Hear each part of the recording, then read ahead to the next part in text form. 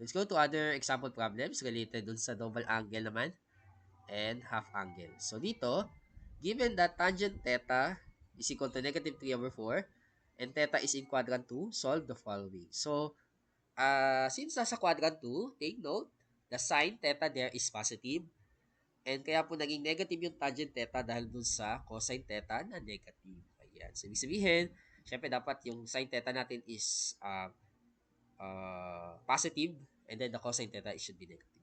So, para ma-solve natin yan, so first, alamin muna natin kung ano yung magiging sine and cosine. Ayan. So, we have, sige. So, since tangent theta to, ayan. Sige, kung siyang quadrant 2, no? Sige, para medyo makatotohanan naman. Quadrant 2. Ayan. So, ang quadrant 2 nandito. Ayan. Ayan. So, let's say, nandiyan siya. Tapos, ito yung theta. Tapos, nasa, okay, gawin natin.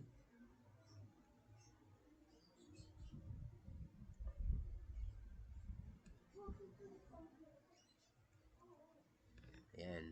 Since opposite over adjacent, so opposite niya is 3, adjacent niya is 4. No? So, alamin natin kung ano yung magiging R natin. So, of course, madali lang yan. Pythagorean theorem. And ang makukuha mo lang naman dyan is 5. Okay. So, ayan. Ngayon, sige, alamin na muna natin kung ano yung gagamitin nating sine theta.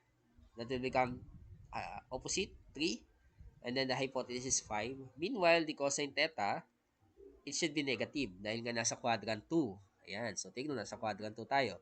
So, adjacent over the hypotenuse. Ayan.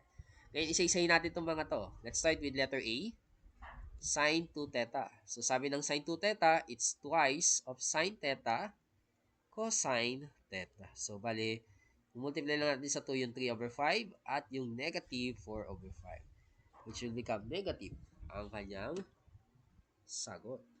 Ayan. So, magiging sagot niya ay negative, ayan, 24/25, or if you want to make it decimal, it's 0 or negative 0.96. Ayan. So, ano lang gagawin natin, no? Ayan. So, dali lang niya. Ayan.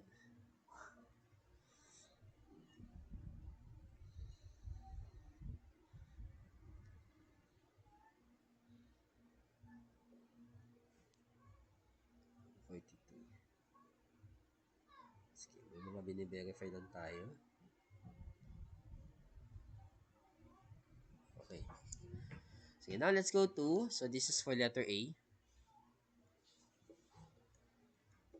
For letter B, we have cosine 2 theta. So, kung naalala niyo yung formula ay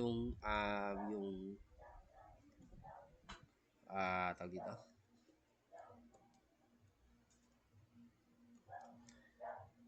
ay yung cosine squared theta minus sine squared theta. So, pwede naman natin gamitin yan.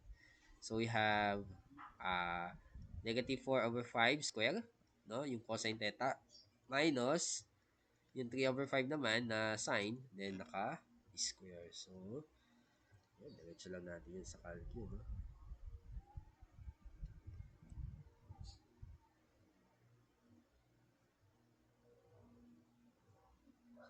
Pwede muna natin. So, tingnan naka-square, so mawawala na yung epekto ng negative dun sa negative 4/5. So, magiging sagot is 7/25 or positive 0.28.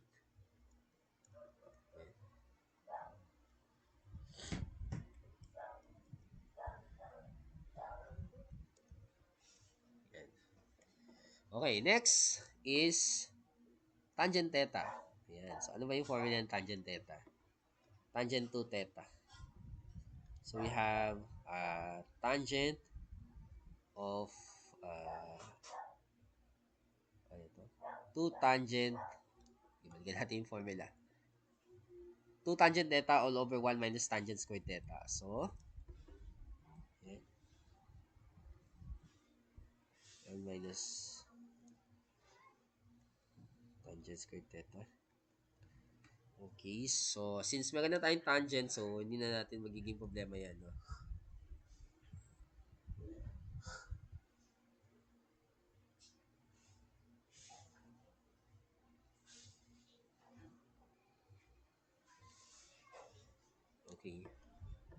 So we have twice of negative 3 over 4 all over 1 minus negative 3 4 square. So ang lalabas dyan would be negative 24 over 7. And which is, yun, parang divide mo lang yung sine 2 theta saka cosine 2 theta, you will get the tangent 2 theta. Yan. Okay. Ngayon, paano kung ang tanong, kunyari, let's say, ang tanong, ano yung theta? Ayan, what is the value of the theta? So, ito po, hihabol ko lang to. So, kapag po yung sinasabing theta dyan is, tatawagin natin siyang reference angle. Ayan. So, let's say, meron tayong tinatawag na reference angle. Ayan. Okay. So, kapag po yung quadrant, let's say yung angle ay nasa quadrant 1, tandaan po natin, kung ano man yung magiging value ng reference angle mo, yun na rin yung magiging theta. Ngayon, paano mo makukuha yung reference angle? Depende po dun sa given na trigonometric function. Sige, later on, iyan natin, example natin yan. Quadrant 2, so, we have theta. So, kapag nasa quadrant 2 naman, ang gagawin mo, yung reference angle niyan ay, ano tawag dun? Ima-minus mo. Yan. Okay, sige. May pahabol na pala ako. Let's take the absolute value dito sa may, ano, sa part na to. Yan. So, yan po. So, nilagay ko ng absolute value. Yan. Okay? So, para hindi lang po magkaroon ng konting kalituhan. Okay. Kapag naman nasa quadrant 3 naman, so, the theta will be equal to 180 plus yung absolute value ng reference angle. Kasi pwedeng positive or negative yan eh. Then, quadrant 4 is, we have, yun, pwede siya negative reference angle or pwedeng 360 minus yung absolute value ng reference angle. So, sa kasong to, for example, yung sa may tangent theta is equal to negative 3 over 4. Ayan. At ang sabi, nasa quadrant, ano na siya? Quadrant 2. So, pwede natin gawin, kunin muna natin yung kanyang reference angle. So, para makuha natin yan, so, theta will be equal to arctan. Ayan. So, hanapin nyo lang po dyan yung may tangent raised to negative 1. Yun po yung tinatawag nating arctan. So, makukuha natin, pag inarctan natin, so, shift tangent, negative 3 over 4, ay magiging negative. Ayan. Pero ang sabi, nasa second quadrant. And take note, itong negative 36.87, yan po yung kanyang tinatawag na reference angle. So, reference angle po yan. And then, para makuha natin yung totoong theta talaga, so, reference lang yan, theta is, ayun, sabi, 180 minus yung absolute value ng 36.87. So, makukuha nyo dyan would be 1, ay 216, sorry, minus pala.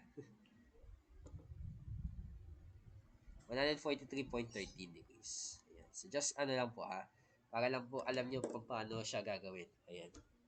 Okay. So, yan po. So, 143.13 yung kanyang value ng theta. Dahil nasa quadrant 2 po siya. Ayan. Then, for next example, we have given that tangent of x is equal to 8 over 15 and x is in quadrant 3, so solve the following. Yan. So, gagawin mo lang, siyempre, alamin mo na kung ano yung, okay, ano yung magiging value ng sin x at saka cosine of x. But as we all know, dahil nasa quadrant 3 yan, negative dapat ang maging sagot yan. So, gamit tayo ng triangle. So, pag ano naman siya. Okay. So, let's say,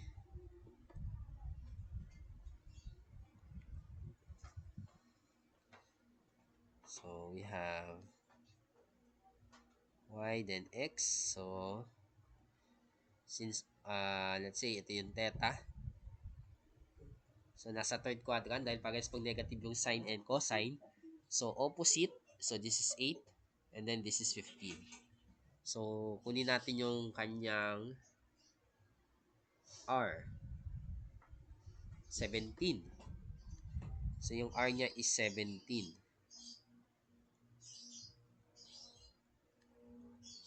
So, gamit yung Pythagorean theorem. So, kunin natin yung sine theta. So, we have negative 8 over 17. So, nilagyan ko na ng negative dahil nga nasa quadrant 3. Then, ito naman, negative 15 over 7. So, ngayon, isa-isay natin yung mga relationship na to. Sine x over 2. So, ang formula niya is 1 minus. So, since x over 2 siya dito, so magiging cosine. So, dapat x pala. Okay, sige, palitan natin.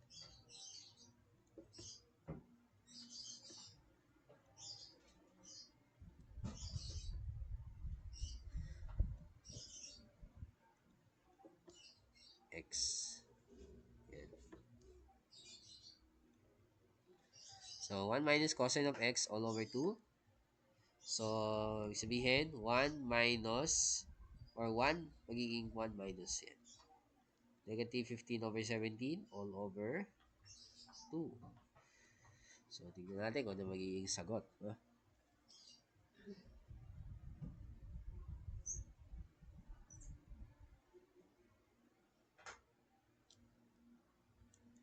Okay, magiging sagot niya in terms of radical is 4 square root of 17 over 17. Okay, or kung gusto yung makuha yung kanyang decimal, 0.97. So, yan po yung sa may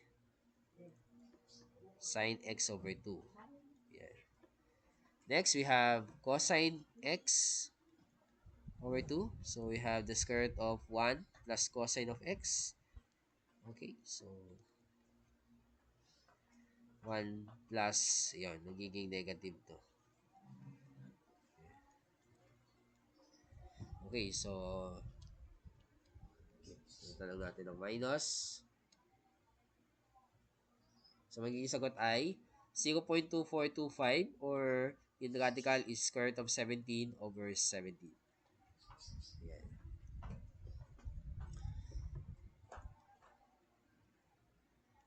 Okay. Tapos lastly, yung sa may tangent x over 2. So, ang gagawin mo lang naman, para madali, i-divide mo na lang yung nakuha mong sine at saka cosine. So, sine divided by cosine na lang po gagawin natin. So, para mabilis.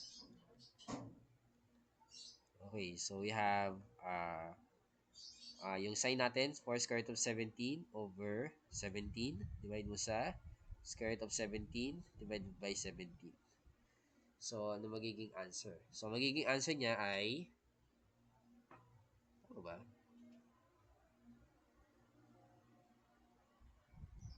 Is, tama ba? It's 4. Yan, sige, check lang natin. 4 ang lumabas.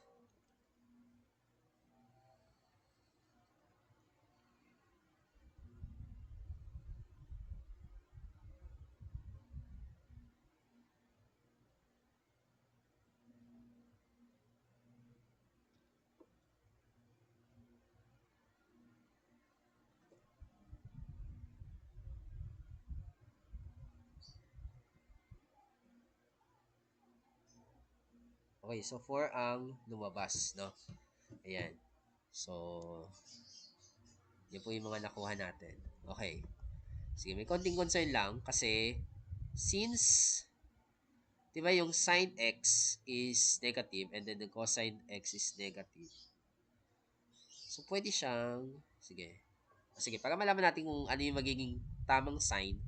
So, what we're going to do is kunin natin yung mismong x. Yan. Solve natin kung ano yung x talaga. So, ano yung magiging angle talaga. So, para lang makasiguro tayo. First, kunin muna natin yung kanyang reference angle. So, arctan ng 8 over 15. Okay. So, 8 over 15. Sige, kasi para ma-establish natin yung tamang ano niya, is 28. 28.072. Okay. Tapos yung kanyang, okay, yung totoong angle niya talaga dahil nasa quadrant 3, so 180 plus 28.072. So, of course, ang makukuha mo ay 208.072 degrees. So, dahil nasa quadrant 3 nga, so, syempre magiging negative yan. So, alamin natin kung ano yung magiging value ng x over 2. Okay? At saan siya lalanding na So,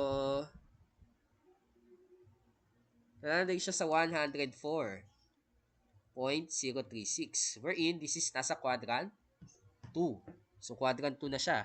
So, ibig sabihin, yung sine as is lang, pero yung cosine, it should be negative. Yan. Tapos ito naman, it should be negative also. So, kailangan i-consider po natin yan. No? Kasi square root yan, so pwede siyang positive or negative. Depende po sa kung saang quadrant naglanding yung x over 2. Ayan. O yung theta over 2 man yan. So, ayan. Kailangan malaman natin to. No?